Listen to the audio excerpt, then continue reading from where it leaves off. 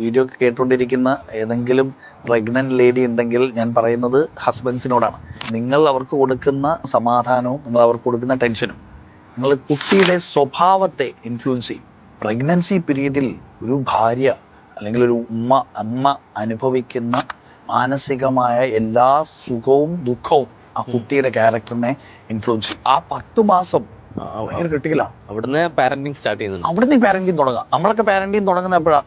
ഇവൻ ഏതെങ്കിലും രീതിയിൽ മിസ്ബിഹേവിയർ തുടങ്ങുമ്പോൾ പറഞ്ഞാൽ കേൾക്കാതെ വരുമ്പോൾ നമ്മൾ പാരന്റ് ആവും. പഠനം കൺസീവ് ആയ മുതൽ പാരന്റിങ് സ്റ്റാർട്ട് ചെയ്യാം. കുട്ടി ജനിച്ചു കഴിയുമ്പോൾ ഇപ്പോൾ ഒരു അച്ഛനും അമ്മയും നല്ല ടേംസിലായാൽ പോലും ആ കുട്ടിയെ ചിലപ്പോൾ അത് സഹായിക്കില്ല. പ്രഗ്നൻസി പീരീഡിൽ റോങ് ആയിട്ടുള്ള ഇന്റർവെൻഷൻ ആണെങ്കിൽ വളരെ ടോക്സിക് ആയിട്ടുള്ള ക്യാരക്ടറുള്ള പല മനുഷ്യരുടെയും കുട്ടിക്കാലം അത്ര ടോക്സിക് എൻവയോൺമെന്റ് ആയിരുന്നില്ല. പ്രഗ്നൻസി പീരീഡിൽ അവർ അനുഭവിച്ച കുറച്ച് കാര്യങ്ങൾ, സിറ്റുവേഷൻസ് ആ കുട്ടി പിന്നീട് പ്രായമായി കഴിഞ്ഞപ്പോൾ അയാളുടെ ക്യാരക്ടറിനെ ടാർണിഷ് ചെയ്യുന്ന രീതിയിലേക്കൊക്കെ മാറിയിട്ടുണ്ട്. ചില കുട്ടികൾ ഭയങ്കര ഹാപ്പി ആയിരിക്കും, ഭയങ്കര ഫുൾഫില്ലിംഗ് ആയിരിക്കും, ഭയങ്കര എക്സ്ട്രോവേർട്ട് ആയിരിക്കും. ഇതുപോലും ജനറ്റിക്കലി ട്രാൻസ്ഫോംഡ് ആണ്. 50%. 40% is your mental state and 10% is the ecosystem surroundings.